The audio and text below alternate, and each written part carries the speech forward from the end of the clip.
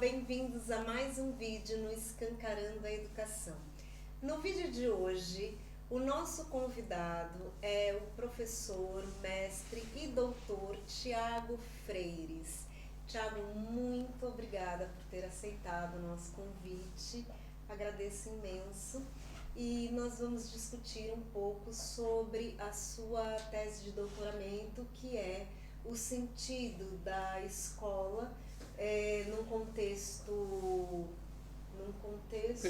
periférico, com jovens que estão no ensino médio, para quem está no Brasil, e no ensino secundário para quem está em Portugal. Você pode falar um pouquinho sobre a sua tese, o que você viu nesse processo tão intenso de trabalho? Claro, primeiramente boa tarde, obrigado por esse convite. A ideia da minha tese, na verdade, surge então na sequência de uma problematização daquilo que a escola pode ser ou pode significar para os jovens em contextos mais desfavorecidos. É sempre uma grande discussão aquilo que é o acesso à escola pública e aquilo que ela representa em termos de construção de um projeto de vida, e foi mais ou menos por aí que eu comecei a me interessar mais por perceber o que é o sentido dessa escola, especialmente para esses jovens que vêm de contextos mais desfavorecidos. Portanto, o meu trabalho envolveu 2 países e eu comecei por uma seleção que tentasse identificar quais eram as regiões onde valeria a pena discutir esse tema. Os seus países, Portugal e Brasil. Exatamente, Portugal e Brasil, por uma razão muito simples. Tem aqui claramente um vínculo que é pessoal.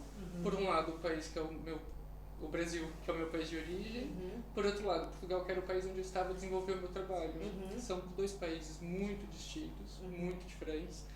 No entanto, quando se trata da escola pública, temos sempre um objetivo que é congruente. E nesse sentido, eu achei que valia explorar. A partir de um ponto de vista pessoal, fui aqui buscar intersecções que também me interessavam a mim, e por isso, no contexto brasileiro, respeitando um conjunto de critérios, é verdade, porque os contextos que foram envolvidos também respondiam em alguma dimensão aquilo que eu caracterizava inicialmente como uma periferia.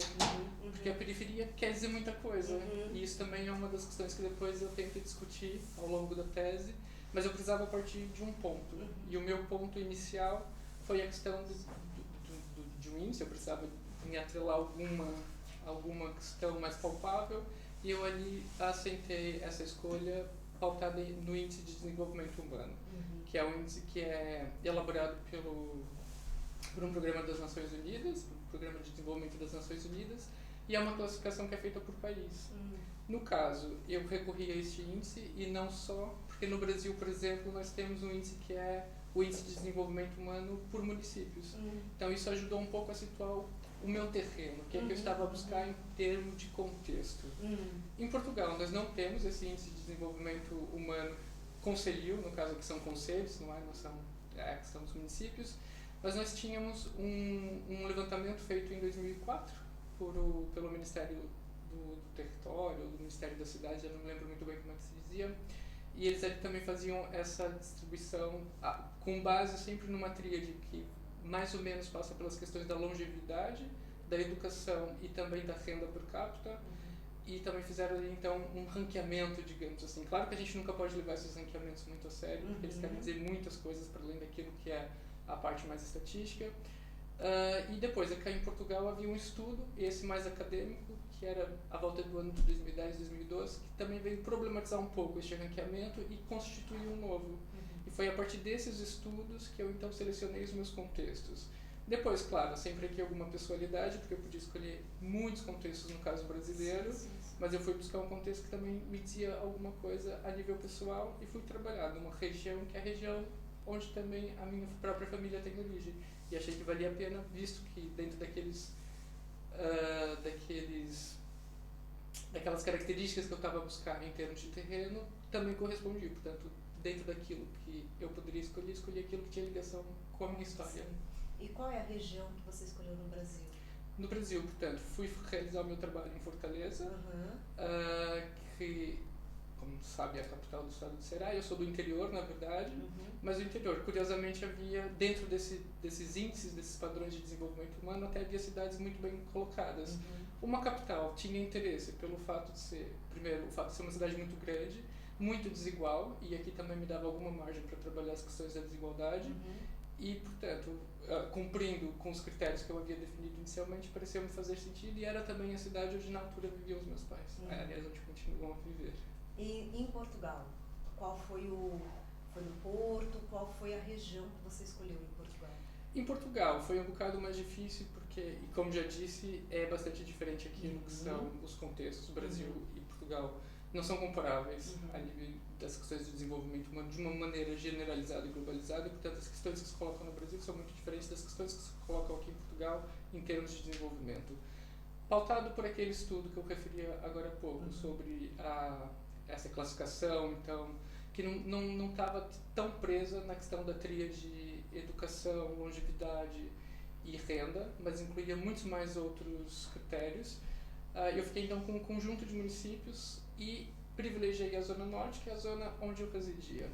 E a partir de alguns contatos iniciais, inicialmente meu trabalho ia ser realizado no município, e no entanto não houve tanta abertura por parte da escola, ou melhor, houve uma abertura, mas depois houve aqui alguma dificuldade burocrática, e eu acabei, por forma, depois de realizar alguns contatos, a fazer o trabalho em Paços de Ferreira, que também me pareceu um contexto muito idiosincrático, um contexto que foi fortemente afetado pela crise financeira no início da década de 2010, porque era um contexto muito associado à indústria do móvel, e foi uma indústria, dentre as muitas, que foram bastante penalizadas com aquilo que foi a crise financeira dos anos 2010.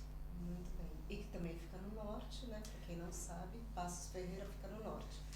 E aí, Thiago, definido os contextos, como é que foi? O que você sentiu?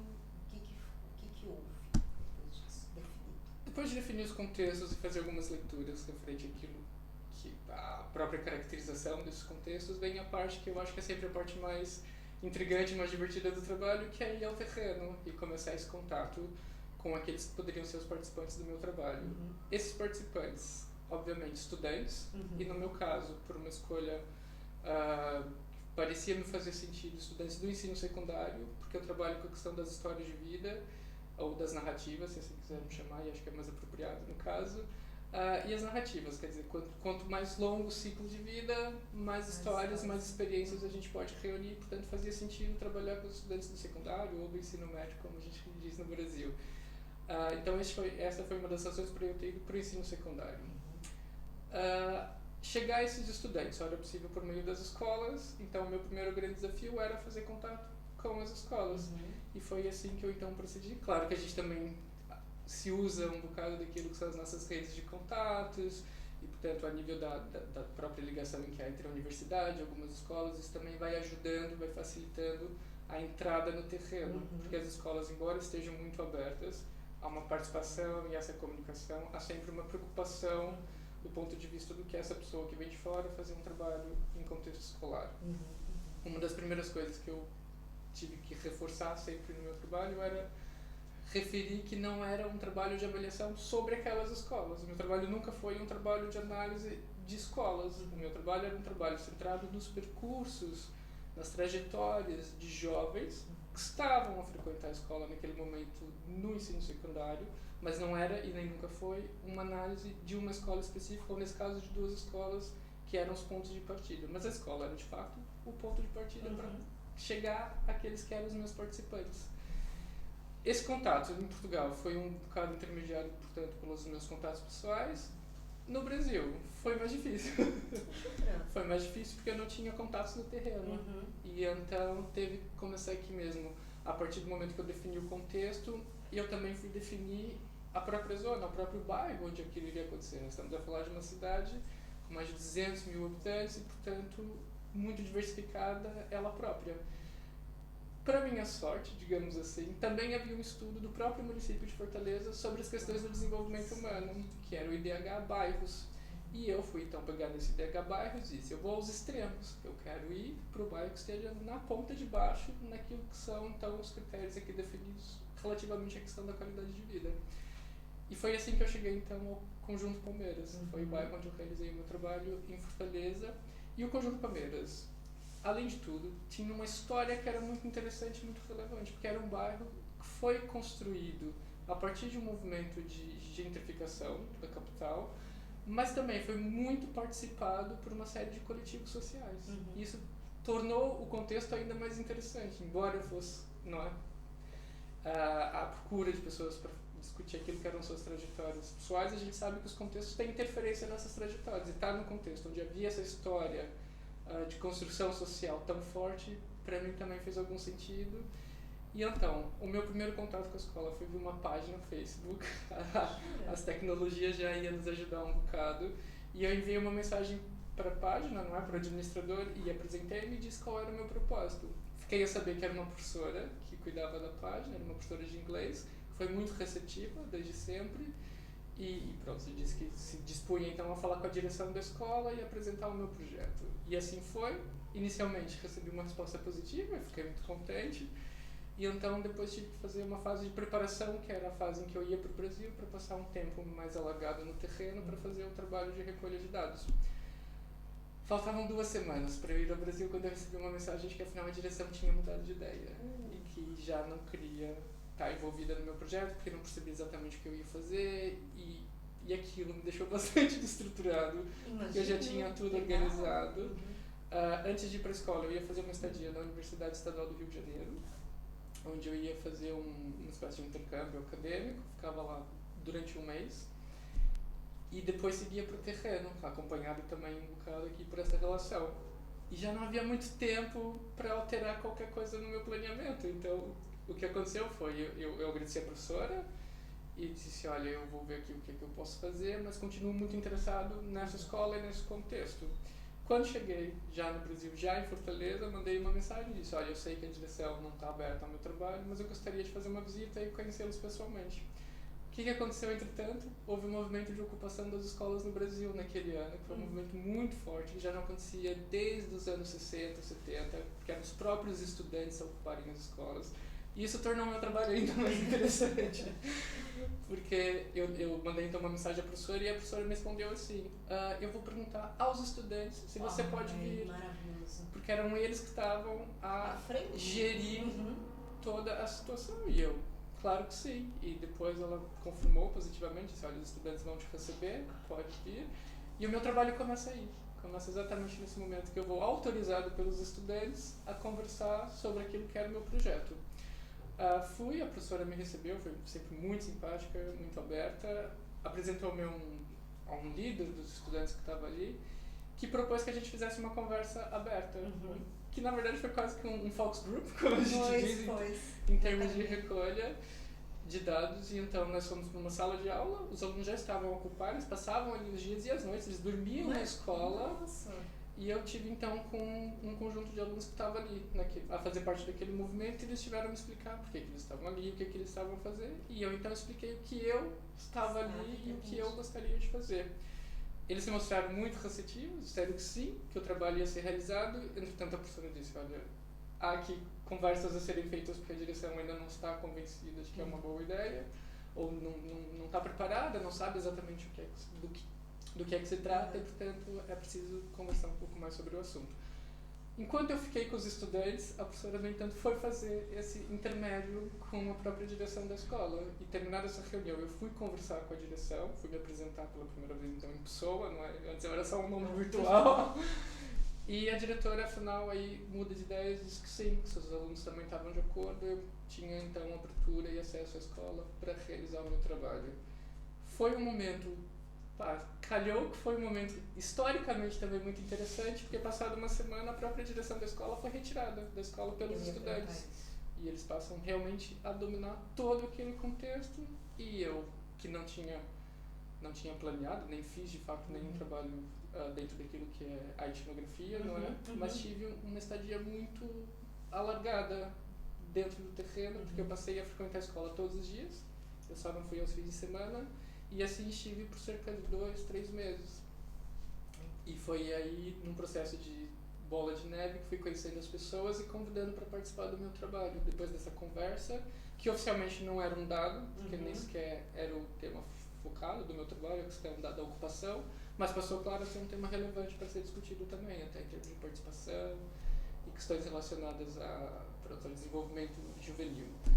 A partir daí, comecei então a conversar com pessoas e convidá-las para participar das minhas entrevistas. Na altura em que a secretaria ainda estava aberta, as pessoas iam à escola para resolver burocracias e eu ia para a secretaria e me apresentava: oi, então vou fazer um trabalho aqui, será que você aceitaria conversar comigo? Porque a ideia era que eu fizesse primeiro um grupo de discussão com alunos dos diferentes anos, porque eu também queria perceber se ao longo do tempo havia impacto na vida daquilo. Claro que havia impacto, mas eu queria saber de que forma esse impacto ia se modificando, essas trajetórias iam se modificando entre a experiência do 10º ano, ou do primeiro colegial no Brasil, ou 12º, o 3º ano. Então eu queria alunos de diferentes anos e queria que o trabalho abrisse com uma conversa com alunos de diferentes anos, inclusive com a participação tanto de rapazes como de raparigas, né? Meninos e meninas. Né?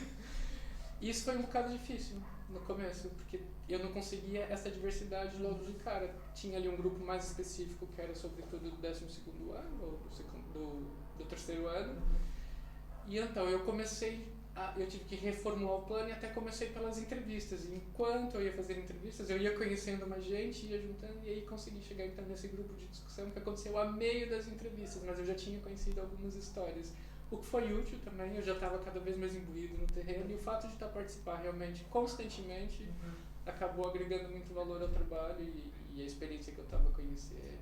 Eu tenho uma pergunta. O que levou esses estudantes a tomar essa posse, a tomar essa frente da escola?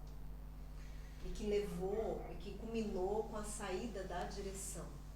Isso teve que ver, sobretudo, com insatisfação a nível da qualidade. Insatisfação com a qualidade do ensino. Olha que interessante. E não só. Haviam outras questões associadas, claro.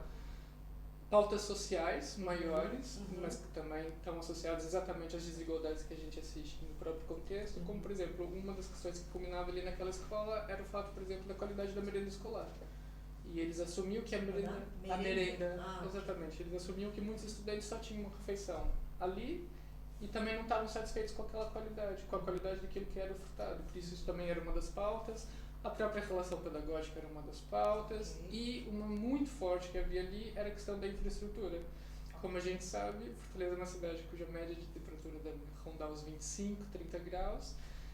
As salas de aula não tinham janelas, elas tinham o que eles chamam de cobogós, que são aquelas áreas...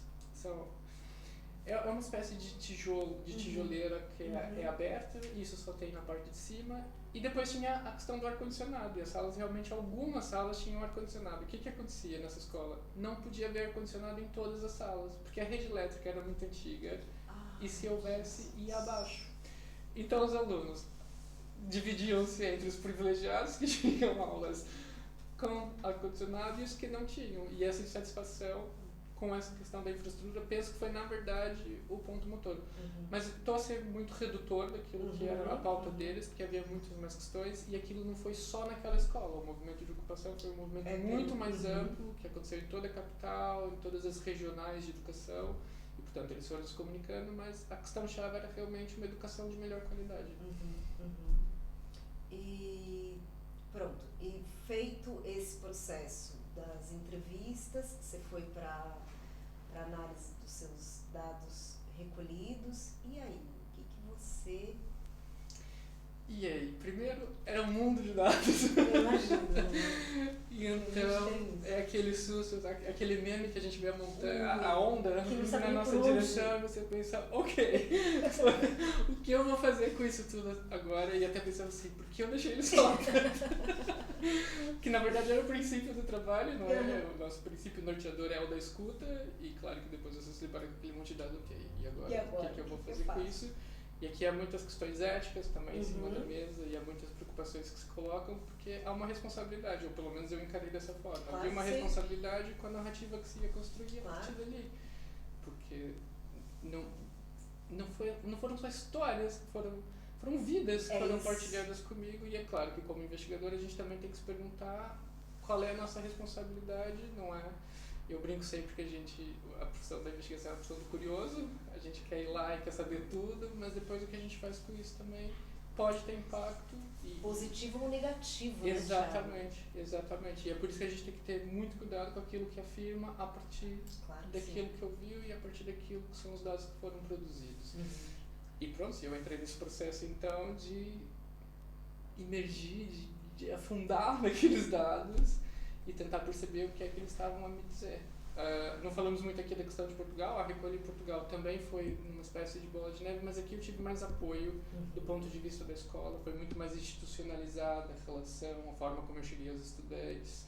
Alguns iam indicando outros também, mas aqui houve mesmo um ponto de apoio institucional mais forte. Até porque a escola não estava ocupada, as aulas estavam acontecendo normalmente. Aqui foi primeiro realmente o Focus Group, foi mais fácil, porque eu tinha um professor dentro da escola a ser o meu guia, eu chamo os professores que me ajudaram nos meus guias. Guia, né? E eles foram realmente ali me guiando. Por exemplo, foi muito mais fácil em Portugal conseguir logo 6 pessoas, dos 3 anos diferentes do ensino secundário, para participar do meu trabalho. Portugal tem um detalhe acrescido, que é o secundário não tem um currículo comum a todas as pessoas. Então nós temos aqui...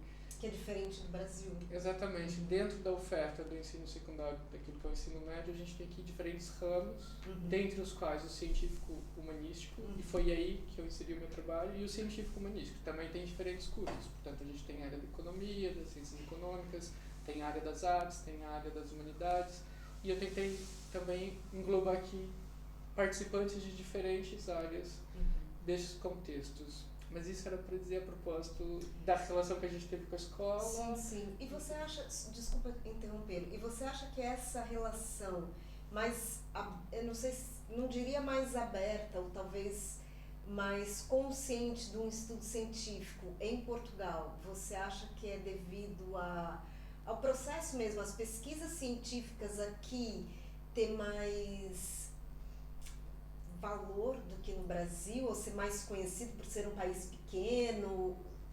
Isso é... Não, eu acho que não é por aí, porque eu também não contei uma outra parte da história, e a primeira escola com quem eu tive relações também por quase um ano, depois desistiu de participar do trabalho. Aqui em Portugal?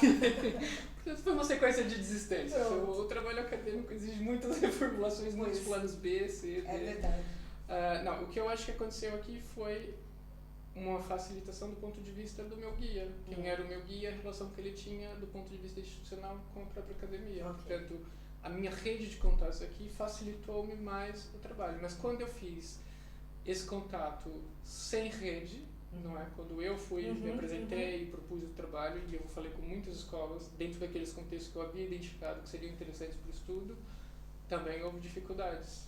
E acho que no caso brasileiro, não sei se foi uma não valorização do trabalho acadêmico, mas acho que tinha mais a ver com essa preocupação de quem é essa pessoa, está vindo de outro país. Exatamente. Eu sou brasileiro, mas eu estava vindo com a chancela de uma instituição estrangeira. Isso, claro, que cria aqui algumas dúvidas, aquele medo que... Isso é toda a escola, no Brasil e em Portugal. Estamos a ser avaliados, o que vão dizer da nossa escola. Exatamente. Por mais que a gente esteja sempre insistindo na questão dos dados serem anônimos, da própria participação de toda a gente ser confidencial, isso tudo, claro que é sempre uma preocupação do que é que se vai dizer dos nossos contextos. Exatamente. E, portanto, eu não acho que haja essa diferença entre as escolas brasileiras ou portuguesas, acho que é sempre uma preocupação em tentar conhecer e saber exatamente o que é que uma pessoa vai fazer lá, e o que é muito justo. Também acho, não é, claro, porque claro. também a escola é uma instituição, lida com pessoas que são menores de idade, e portanto... E são responsáveis por essas pessoas. E são responsáveis por essas pessoas. O que acontece é, no Brasil tem um contato mais formal, porque eu vivo um momento muito específico. Quer dizer, eu tenho estudantes a ocupar a escola e que dizem, não, nós vamos participar, e eles definem os critérios. Embora, evidentemente, eu depois tenha tido acesso para aqueles que eram menores de idade, às autorizações dos pais, ou dos responsáveis. Isso aconteceu sempre da mesma forma, e eu também tinha uma autorização explícita da escola. Mas é diferente. É muito diferente, porque aqui em Portugal, como eu tenho esse contato mais institucionalizado, tudo passa por um crivo maior antes. A última pessoa a quem eu chego é o estudante. No Brasil é diferente. Eu primeiro chego ao estudante e depois eu chego a sua rede. Exatamente, a sua rede de responsabilidade. E o que você viu nessa... Qual é o sentido? Eu tô curiosa. A primeira resposta, digamos assim, de uma maneira muito simplista, é não há o sentido. Ótimo. Não é à toa que o título da tese são sentidos, e sem os. Porque que esses sentidos são incontáveis. O que a minha tese faz, e o que eu brinco, é tentar mapear alguns desses sentidos com os quais aquelas histórias me ajudaram a cruzar.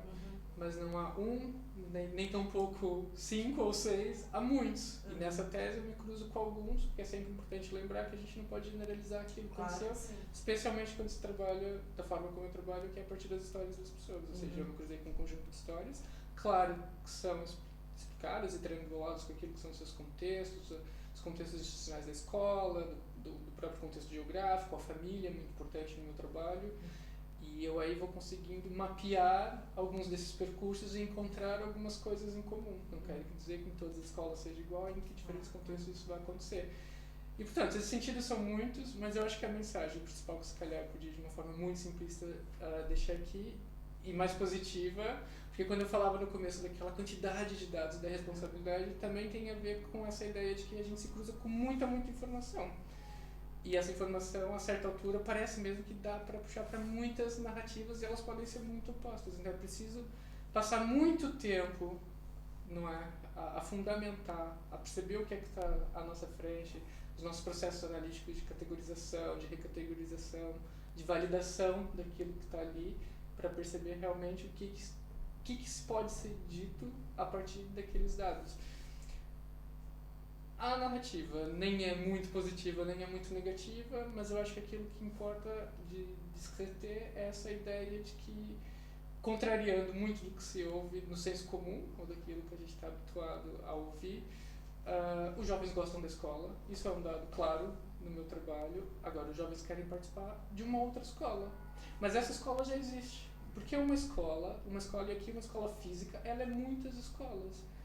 E isso é visível quando você conversa com diferentes pessoas que estão na mesma escola, e volto a dizer, não era obviamente uma avaliação daquela escola, mas as experiências são diferentes, porque elas também levam aquilo que vem de mim, que eu trago enquanto pessoa, e os cruzamentos podem ser diferentes. E esse entrecruzar de coisas faz a gente perceber que os sentidos da escola, a escola enquanto instituição, também podem ser diferentes dentro da mesma instituição. E, portanto, voltando ao meu ponto inicial, os jovens gostam da escola. Alguns mais satisfeitos, outros menos satisfeitos, e isso tem a ver com aquilo que eles trazem de si. Tem a ver com os cruzamentos. Com a própria história de vida. Tem a ver com a sua história de vida, tem a ver com o seu contexto, tem a ver com a sua família, tem a ver com a reunião desses diferentes elementos vão levar com que os jovens signifiquem a escola de formas diferentes. Portanto, mesmo que fosse uma avaliação de escola, a gente ia chegar ali a pontos de comunalidade, mas muito pontos de diferença. Mas esse é um ponto a reter. Os jovens gostam da escola. O que eles precisam muitas vezes é que essa escola seja... Não é adaptável, porque a escola não pode ser adaptável a todos os alunos, não é essa uma discussão. A gente fala, por exemplo, sobre a pedagogia personalizada, não é bem esse o termo. A personalização dos processos pedagógicos, mas não dá, a escola não pode dar escola. E isso é outra coisa que eu percebo. A escola não consegue dar resposta, nem consegue ouvir esses estudantes da forma como eu ouvi. E isso era uma coisa que eu falava sempre, discutia sempre. Há muitos casos que eu conheci, há muitas histórias com as quais eu me cruzei, e estou a lembrar agora de uma aqui em Portugal, de um jovem que chegou a ser expulso de uma escola, passou por processos disciplinares muito tensos, e eu gostei muito de conhecer aquele rapaz e a sua história, e perceber um pouquinho mais da trajetória dele. Mas eu sei que se eu fosse professor dele, no contexto em que ele estava, eu provavelmente não gostava dele, porque era uma pessoa muito difícil. E o que eu acho é que a escola, como instituição que acolhe, não é, a massa, e ainda bem, ela muitas vezes tem maior dificuldade de ter esse espaço de escuta, e esse é um grande desafio, e é um desafio que eu coloco também como uma das conclusões do meu estudo. A escola, obviamente, a escola não chegou ali ao seu ponto de qualidade máxima, aquilo que a gente gostaria de ter, mas a escola tem qualidade, a escola pública, estou a me referir sempre à escola pública, ela independente tem qualidade. Do país, Brasil, Portugal, independente, você percebe isso, que o estudante tem essa relação, ele tem vários sentidos à escola. Exatamente, e ele gosta de estar na escola, e nem sempre essa escola corresponde àquilo que ele gostaria, mas são processos, e esses processos são possíveis de serem negociados. Claro que faz diferença a infraestrutura, claro que faz diferença os recursos a que eles têm acesso, o que as escolas podem oferecer, mas há aqui nesse jogo muitas nuances, e há muita coisa que está bem, porque o discurso do senso comum diz, não, a escola pública não funciona. Exato. E isso não é verdade. A escola pública são muitas escolas, e a escola funciona muito bem, e há pessoas para quem ela funciona melhor e outras para quem ela não funciona tão bem, mas isso também tem a ver com aquilo que cada um gere na intersecção entre aquilo que é a instituição escolar e o seu percurso. Ô Thiago, finalizando assim, você acha que o sentido da escola, ele determina, eu não sei se a palavra é essa, mas ele pode apontar um caminho melhor de aprendizagem? Pode, entende o que eu quero? Facilita ou deixa o aluno mais à vontade se a relação for mais... Eu acho que não há receita. Ok. Não há receita. O que a gente pode refletir sobre é como o que essas experiências podem nos pontuar sobre esses contextos, lembrando sempre que são contextos específicos, mas o que é que eles podem eventualmente trazer de comunalidade e de reflexão numa gestão que eu acho que é sempre local. Isso é importante dizer, e fala-se muito disso em educação, sobre a centralização, a descentralização. Há coisas que são hierarquicamente centralizadas, mas há coisas que se faz no terreno, há coisas que fazem sentido numa escola e não fazem em outra. Exatamente. E isso é muito importante.